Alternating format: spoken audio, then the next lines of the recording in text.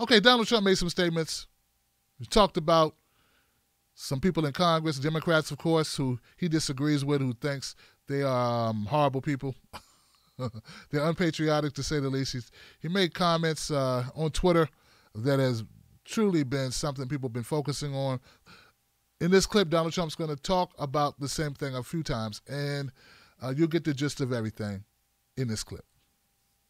The time. That's what I said in a tweet, which I guess some people think is controversial. A lot of people love it, by the way. A lot of people love it. But if you're not happy in the U.S., if you're complaining all the time, very simply, you can leave. You can leave right now.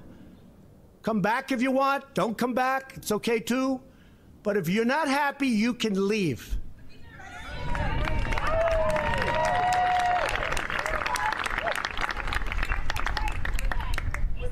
Well, that's just a very racist statement, somebody that would say that. So Speaker Pelosi said, make America white again. Let me tell you, that's a very racist statement. I'm surprised she'd say that. John, go ahead.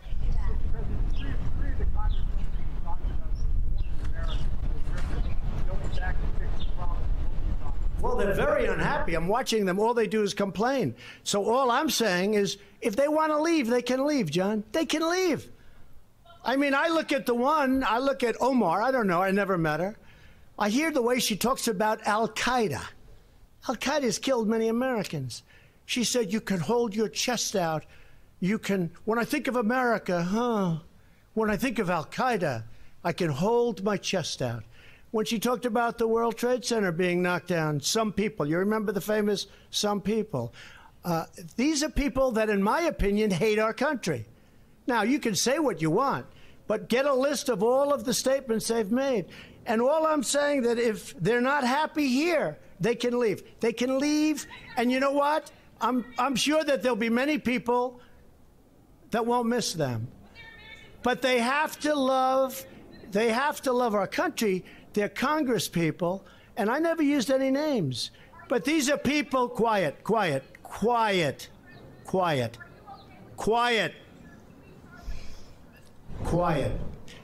These are people that if they don't like it here, they can leave.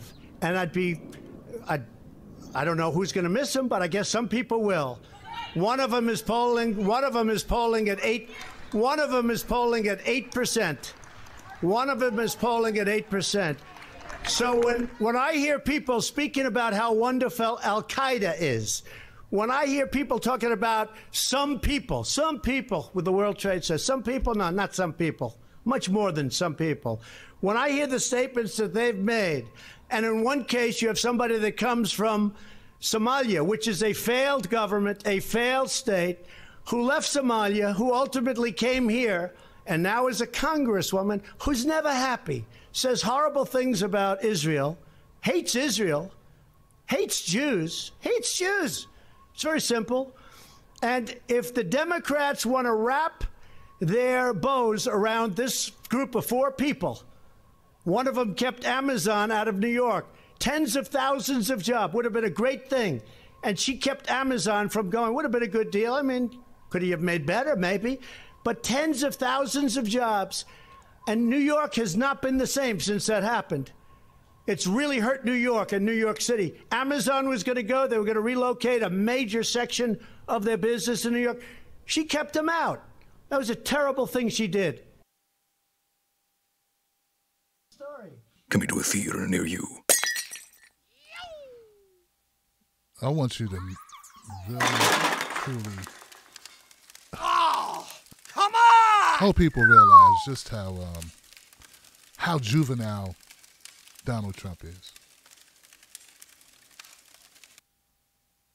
You know, sometimes I think we kind of lose sight of it because we become sort of desensitized to the train wreck, which is Donald Trump. Some of us are incentivized to be desensitized because we are financialized by Donald Trump. Some of us are desensitized, though we are victimized due to the media sensationalized. It focuses all eyes on the lies of Donald Trump. Hence the rise of Donald Trump. He's a child. This is childish. Not only is it buffoonery,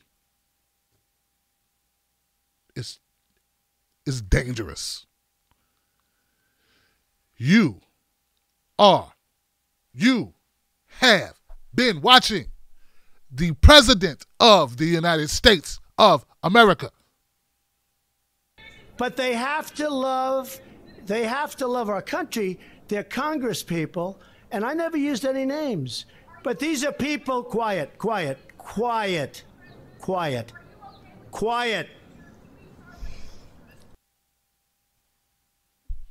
That's who you was just watching.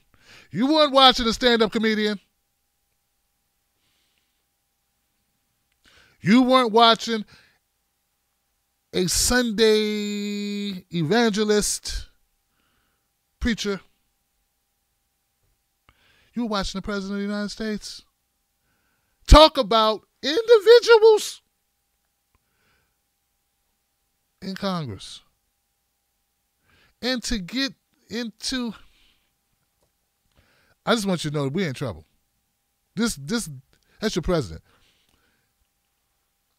He might as well just send a pack of Klansmen at these women.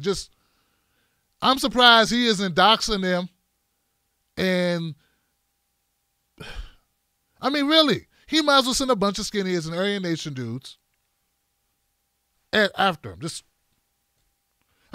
that what he's doing? Isn't that what he's doing?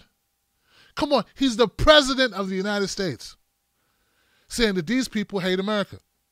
And think about the hypocritical irony of it all. His campaign was Make America Great Again, which insinuates that America is not great. That's not complaining, though. Why is it not complaining? It's not complaining because Donald Trump is white. So this is his country. Get it? See, this is why people say it's racist. Not just in the go back to Africa part. That's Archie Bunker circa 1982. Whenever it was. You're all familiar with that. Go back to Africa. But Donald Trump ran his whole campaign was Make America Great Again, which the insinuation is America is not great, which can be considered a complaint. But it's okay if a white guy complains, hey, we need to fix this. Trump said we need to fix America. Hire me, I can fix it. All this stuff that's broke. We don't win on trade. We don't win. We just keep losing. His whole campaign was America's broke and it needs fixing. People that support Donald Trump don't see the irony of him saying these people hate America because they say America's busted. When he said it, it was fine.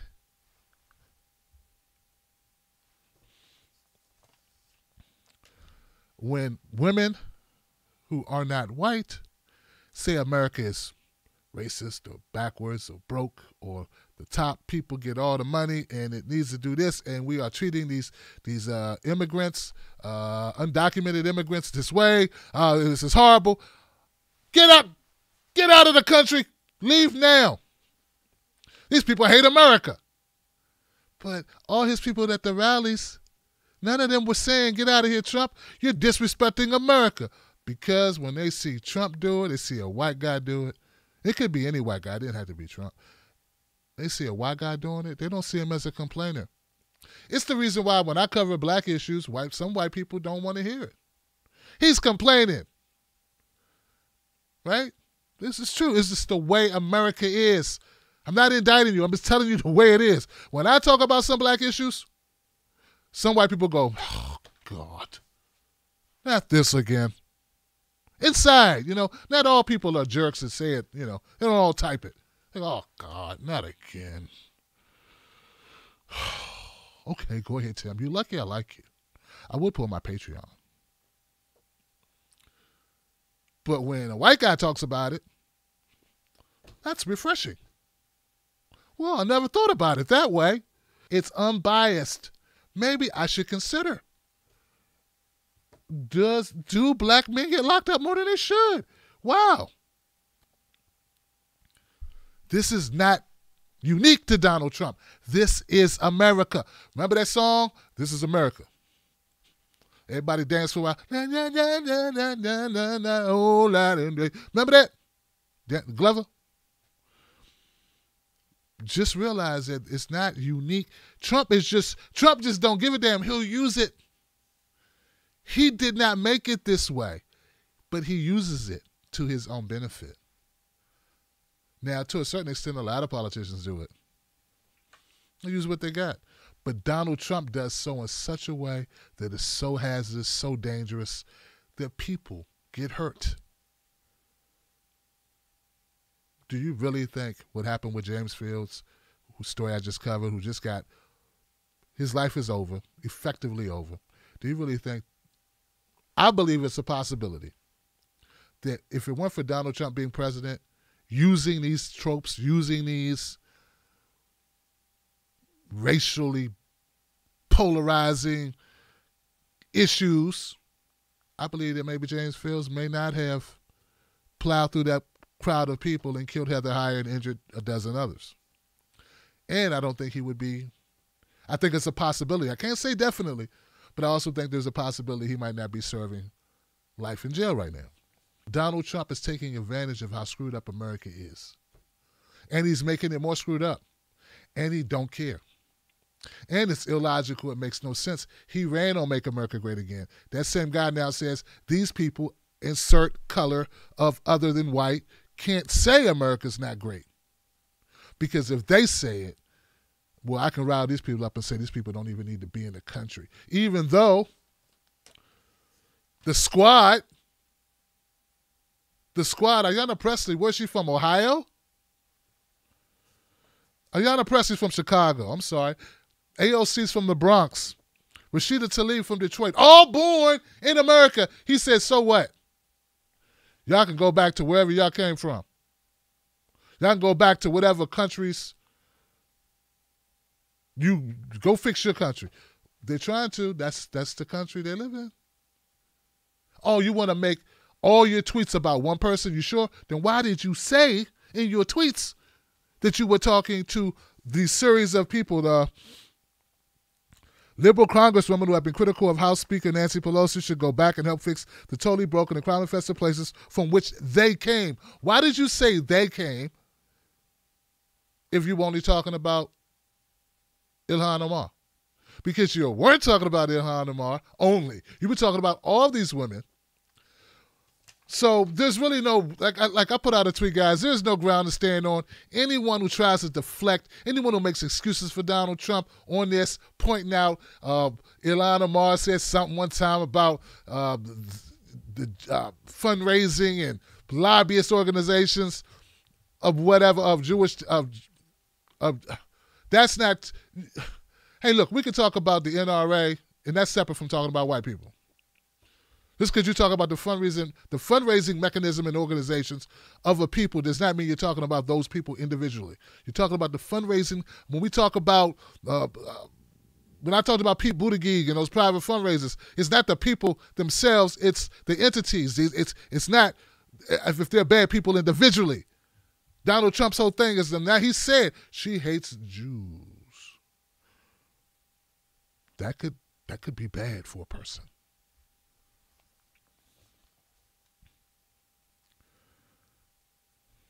I want to get to this, though.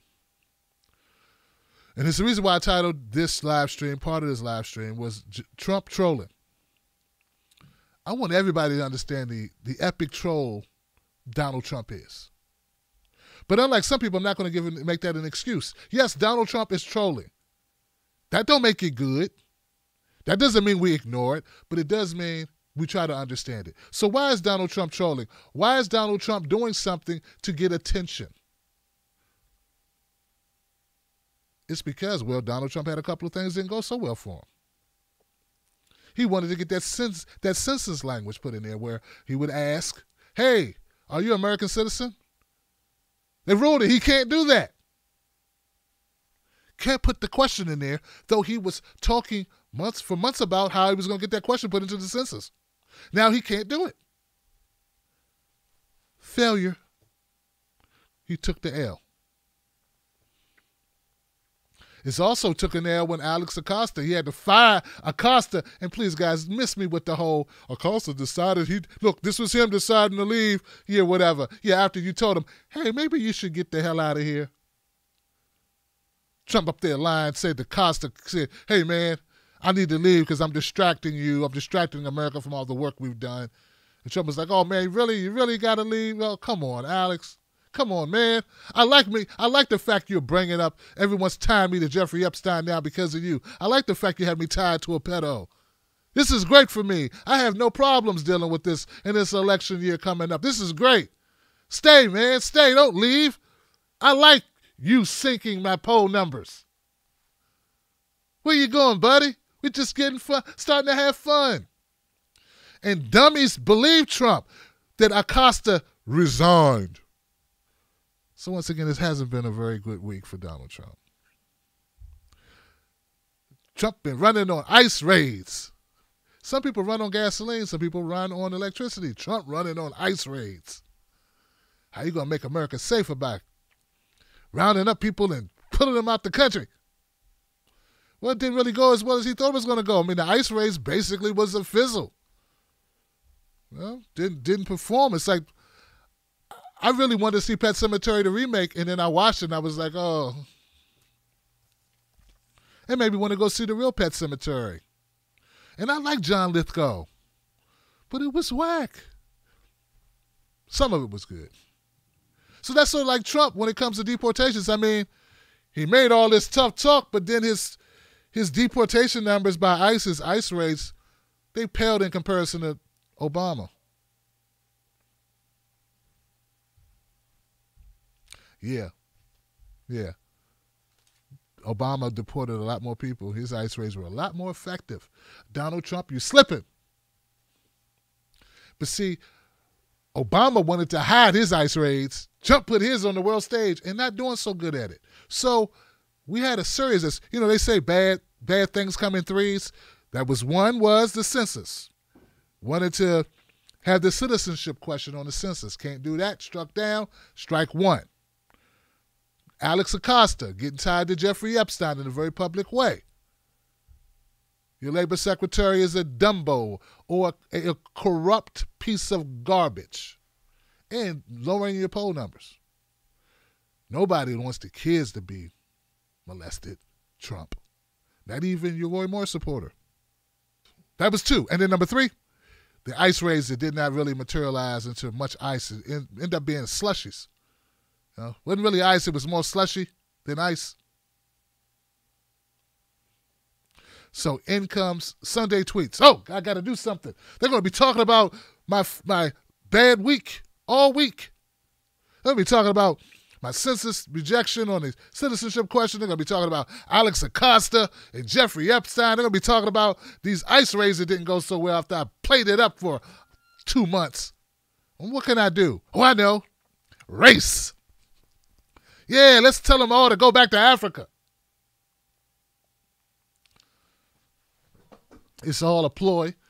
Folks, it's all a ploy to shift focus from the fact that he didn't have a good week. That don't make it better. In fact, it makes it worse. It's going to be important going into 2020 that we got our eyes open on really what's happening. We cannot let ourselves be so triggered because there's going to be a lot of triggering going on. The only way Trump has any chance of this is if he triggers the hell out of us. Nancy Pelosi, he also gifted the Democrats something because there was a lot of fighting going on with the Democrats. Public fighting. And when Trump attacked these women of color, now the establishment has to rally around Ayanna Pressley, Ilhan Omar, Rashida Tlaib, and AOC because that looks really bad if you don't defend these women of color from the evil Donald Trump. So Donald Trump basically gave them a bone. They made a wish and he fulfilled. Now they're more united. And no one's no longer talking. Very little people are talking about, or very few media entities are talking about how Nancy Pelosi was publicly throwing them under the bus. And then they were fighting back and then she would throw them under the bus some more. So Trump did not have a good week. People say, I saw one clip where someone said, at this point, if you support Donald Trump, you're a racist. maybe if those people watch my show, because see, when they watch MSNBC and CNN, this is what people don't get. When you watch shows that you know are biased as hell against the person or against the thing that you support, you're not going to move. Like, these people don't get it. If you are so biased to the point that you have no reasonableness, there's no fairness in what you do, then you'll be totally dismissed. No one pays attention to that. The fact that I recognize that both parties have their issues, and the fact that I recognize that both are corrupt, the fact that I recognize they both take big money, the fact that I recognize all of these issues that is bigger than just Donald Trump, leads me to have more credibility in the space. You can't just say people who don't watch CNN or MSNBC or who support Trump are racist. I don't think you can do that. And I think that's a mistake, and I see him making it over and over and over and over and over and over again. In fact, that helps Trump more than people know. That actually helps Trump when you say that. You don't understand psychology. One of the tenets of the Tim Black Show is sprinkle some facts on him, because a man changed against his will is of the same opinion still. You have to give people reasons not to support Donald Trump, not just try to shame them. And that's what any candidate needs to do. And when you have a candidate that's in stark contrast to Donald Trump, like a Bernie Sanders, well, you got a shot. But in order for us to have a real shot, we need to be credible. We need to be reasonable. We need not to be so in the can for any candidate that we're defending. Some things are indefensible. They should not be defended. Every word out your mouth should not be in defense of, and I support this and I support them. No. Call it out when you see it. It's important. Because this is too important. Every election is important.